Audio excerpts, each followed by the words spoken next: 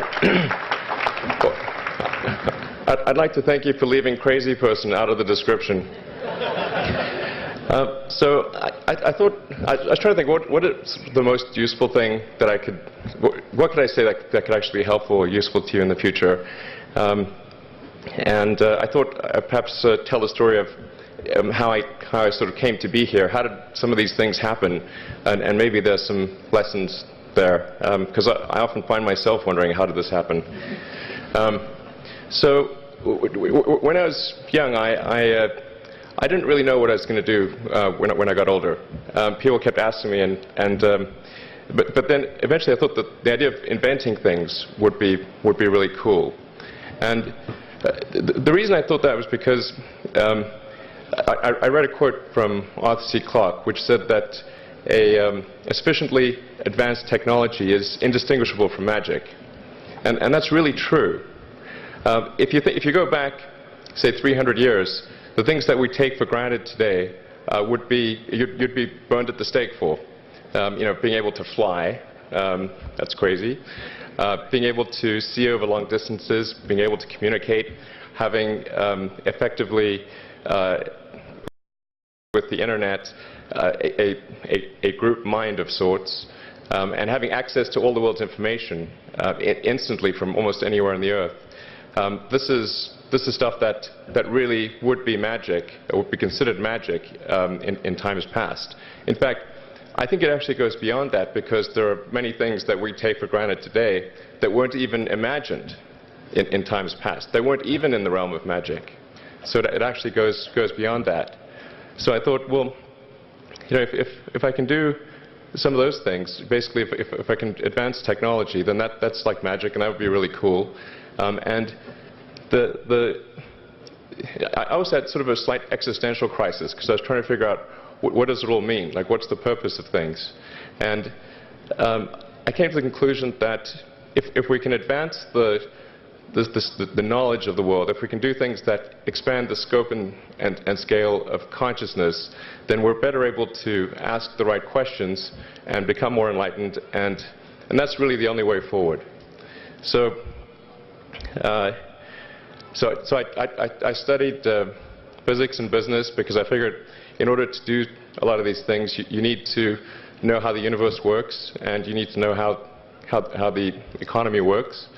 And you also need to be able to bring a lot of people together to work with you to create something, because it's very difficult to do something as an individual if it's a significant technology. So I originally came out to California to try to figure out how to improve the energy density of electric vehicles, basically to try to figure out if there was an advanced capacitor that could serve as an alternative to batteries. And that was in '95, and that's also when the internet started to happen. And I thought, well, I can either pursue this technology where success may not be one of the possible outcomes, which is always tricky, or participate in the internet and be part of it. So I decided to drop out. Now, obviously, fortunately, we're past graduation, so I can't be accused of recommending that to you. So did some internet stuff. Did a few things here and there. One of which was PayPal. And I think maybe it's helpful to say one of the things that was important then in the creation of PayPal was kind of how it started, because initially, the initial thought with PayPal was to create an agglomeration of financial services, so to have one place where all of your financial services needs would be seamlessly integrated and work smoothly. And then we had like a little feature which was to do email payments. And whenever we'd show the system off to someone, we'd show the hard part, which was the agglomeration of financial services, which was quite difficult to put together. Nobody was interested. Then we'd show people email payments, which was actually quite easy, and everybody was interested. So this is, I think it's important to take feedback from your environment. you want to be as closed loop as possible. So we focused on email payments and really try to make that work, and that's what really got things to take off.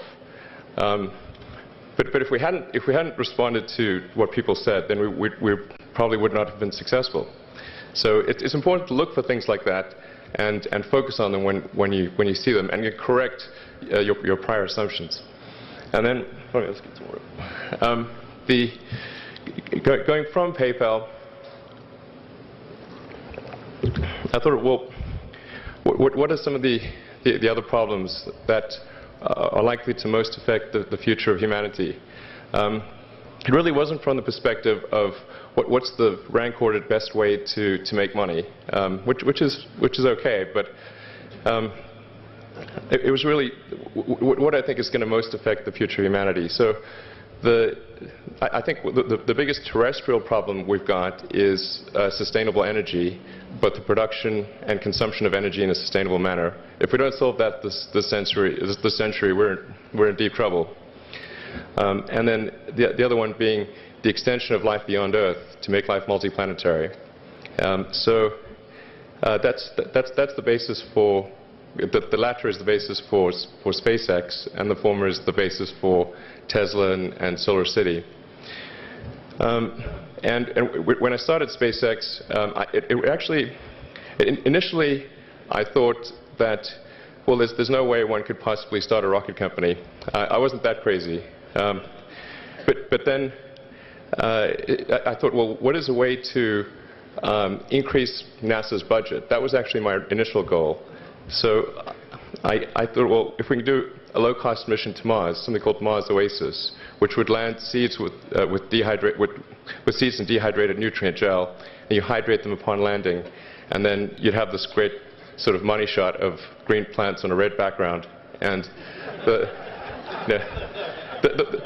public tends to respond to precedents and superlatives, and this would be the first life on Mars, the furthest that life's ever traveled, as far as we know. And I thought, well, that would get people really excited, and therefore increase NASA's budget. So obviously, the financial outcome from such a mission would probably be zero. So anything better than that was on the upside. So I actually went to Russia 3 times to look at buying a refurbished ICBM. Because that was the best deal. And I can tell you it was very weird going there in late 2001, 2002, going to the Russian rocket forces and saying, I'd like to buy 2 of your biggest rockets, but you can keep the nuke. That's a lot more. And that was 10 years ago, I guess, so they thought I was crazy, but I did have money, so that was okay. And after making several trips to Russia, I came to the conclusion that actually my initial impression was wrong about because my initial thought was, well, that there's not enough will to explore and expand beyond Earth and have a Mars base and that kind of thing. But I came to the conclusion that was wrong. In fact, there's plenty of will, particularly in the United States, because the United States is a nation of explorers, of people who came here from other parts of the world. I think the United States is really a distillation of the spirit of human exploration.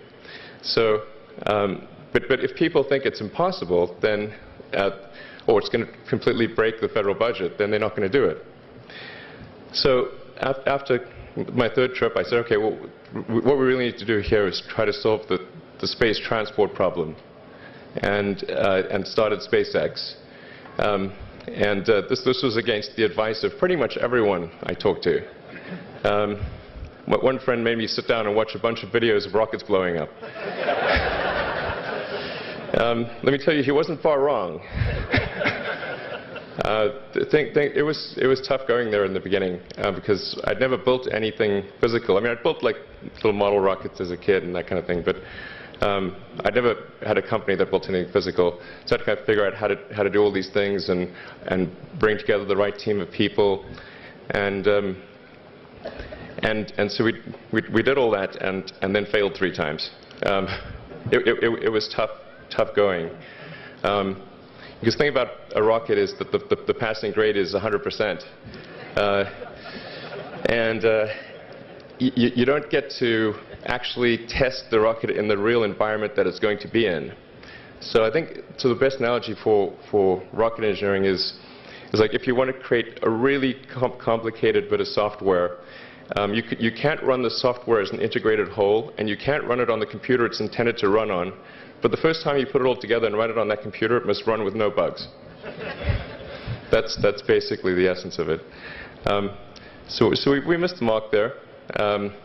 The first launch, I was picking up bits of rocket near the launch site. It was a bit sad. But we learned with each successive flight, and were able to, eventually with the 4th flight in 2008, reach orbit. And that was also with the last bit of money that we had. So thank goodness that happened. I think the saying is 4th time's the charm. So we got the Falcon 1 to orbit, and then began to scale that up to the Falcon 9, which is about an order of magnitude more thrust. It's around 1 million pounds of thrust. And we managed to get that to orbit, and then developed a Dragon spacecraft, which recently was able to dock and return to Earth from the space station. That was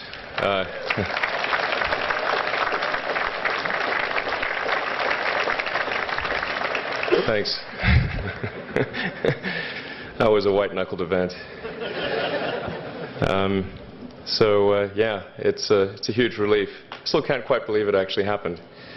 But there's a lot more that must happen beyond this in order for humanity to become a spacefaring civilization, ultimately a multi-planet species.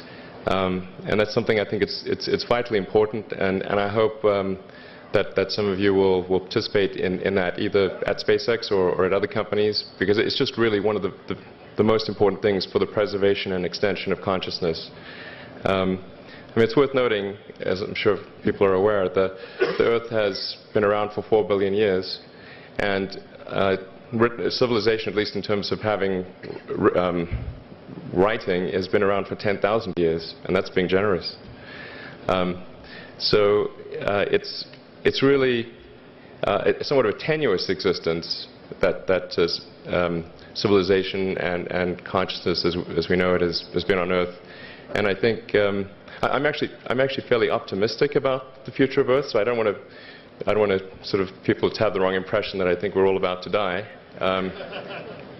I think things will most likely be okay for a long time on Earth, but not for sure, but most likely. But even if it's sort of 99% likely, a 1% chance is still worth spending a fair bit of effort to ensure that we've backed up the biosphere, planetary redundancy, if you will. And so I think it's really quite important. And in order to do that, there's a breakthrough that needs to occur, which is to create a rapidly and completely reusable transport system to Mars, which is one of those things that's right on the borderline of impossible. But that's sort of the thing that we're going to try to achieve there with SpaceX. And then on the Tesla front, the goal with Tesla was really to try to show that what electric cars can do, because people had the wrong impression. We had to change people's perception of an electric vehicle, because they used to think of it as something that was slow and ugly and had low range, kind of like a golf cart. So that's why we created the Tesla Roadster, to show that you can be fast, attractive, and long range.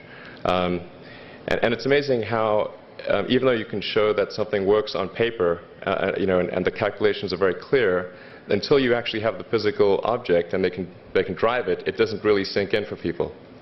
And so that I think is something worth noting. If you're going to create a company, the first thing you should try to do is create a working prototype.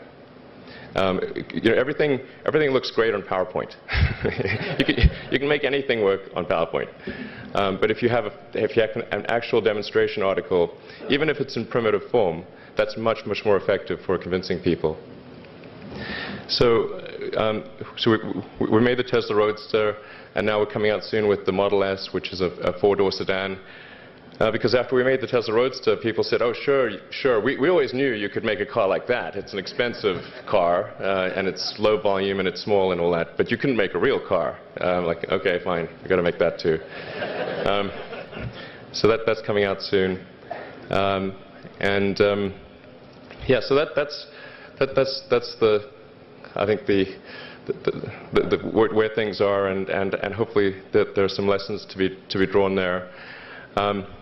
But I think the overarching point I want to make is that you guys are the magicians of the 21st century. Don't let anything hold you back. Imagination is the limit, and go out there and create some magic. Thank you.